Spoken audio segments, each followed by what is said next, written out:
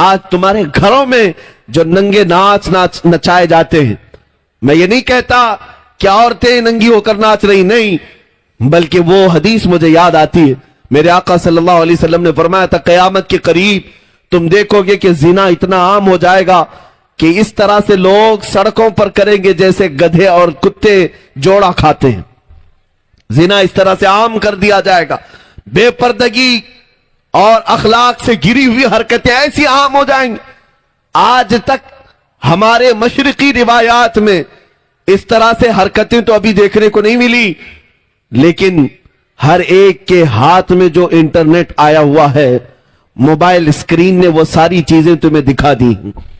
Television दुनिया ने ये तुम्हें अखलाक से घिरी हुई जिना की नंगी तस्वीरें दिखाना शुरू कर दिया है।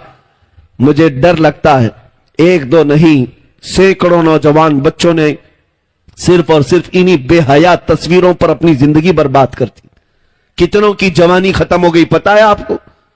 आज इस जालिम दुनिया ने तुम्हारी आंखों को खरीदने के लिए सबसे ज्यादा, अगर आज इंटरनेट पर कोई चीज चलती है तो पोर्नोग्राफी है, बेहयाई, नंगी तस्वीरें, और इस तरह अंदाज से कि इसका एडिक्ट हो जाता है जवान। जिस तरह से नशा का एडिक्ट होता है, बहुत सारे नौजवान पोर्नोग्राफी के एडिक्ट हो चुके हैं। मुझे वो बात भी याद आती, मेरे आका ने फरमाया था, कयामत के करीब उंगलियों के पोर से गुनाह किए जाएंगे। मेरे आका ने क्या फरमाया था? उंगलियों के पोर से गुनाह किए जाएंगे। हो सकता है उस वक्त इसका तस्वुर भी ना हो कि उंगलियों के पोर से क्या किया जा सकता है, लेकिन आज हर कोई जानता है। ये टच स्क्रीन आकर के इसने साबित कर दिया कि सारे गुनाह इस उंगली के पोर से ही हो रहे हैं, उंगलियों के टच से होते चले गए। आप क्या समझते हो, रात की तारीकी में या तन्हाई के कमरे में बैठकर बेहयाई की तस्वीरें देख लें और गंदी फिल्में देख लें, कोई नहीं देख रहा है, मां बाप नहीं देख रहे, पर्दा लगा हुआ है, दरवाजा बंद है।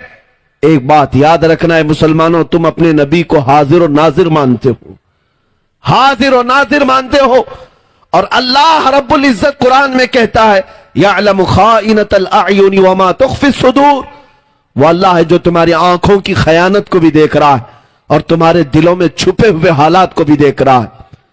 क्या तुम रब्बे जुल जलाल को देखने की हालत में बेहया बन सकते हो, नंगे बन सकते हो? आज मैं इन बातों पर तवज्जो इसलिए दे रहा हूं कि आज हमारे बच्चों को अगर किसी चीज ने बर्बाद किया है तो इसी दुनिया ने बर्बाद किया। इससे बचने का तरीका क्या है? इससे बाहर आने का तरीका क्या है? जो नौजवान इंटरनेट की दुनिया में अपने अखलाक तबाह करके बैठे हुए हैं, इससे बाहर कैसे आएंगे? एक ही नुस्खा है, एक ही इलाज है। इन आंखों को तड़प और तमन्ना दे दो ताजदार मदीना को देखने की। एक बार उस चेहरे पाक को देखने की तड़प पैदा करो। देखना, हुजूर को देखने की जो आंखें हैं ना, वो फिर बेहया कभी नहीं हो सकती, वो बेहया नहीं होंगी।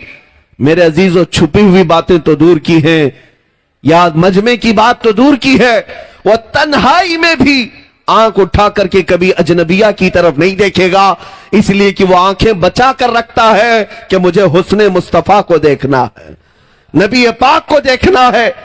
आओ मैं तुम्हें बता दूं, उस रसूल पाक सल्लल्लाहु ताला अलैहि वसल्लम का तस्वुर जब तक तुम अपने जहन और दिमाग में नहीं लाओगे, तब तक ये दुनिया बार बार तुम्हें टोचन मारती रहेगी, धोखा देती रहेगी। तुम रोज तौबा करते हो, फिर तन्हाई में जाते हो तो गुनाह कर बैठते हो। रोजाना तुम अपने गुनाहों से बाज आने की बात करते हो, लेकिन फिर अकेलापन महसूस होता है, उसी गुनाह की वादी में चले जाते हो। उसका इलाज यही है कि तड़प पैदा करो, तमन्ना पैदा करो कि मुझे देखना है तो पहले नंबर पर मेरे मुस्तफा को देखना है, मेरे आका को देखना है। और इसी आस में दुनिया से चले जाओगे। कसम खुदा की, अगर यहां देखना मैसर ना भी आया कोई बात नहीं, कब्र में पहुंचोगे तो मेरे मुस्तफा की जियारत जरूर होगी, उनके चेहरे जमाले जहां आरा को जरूर देखोगे।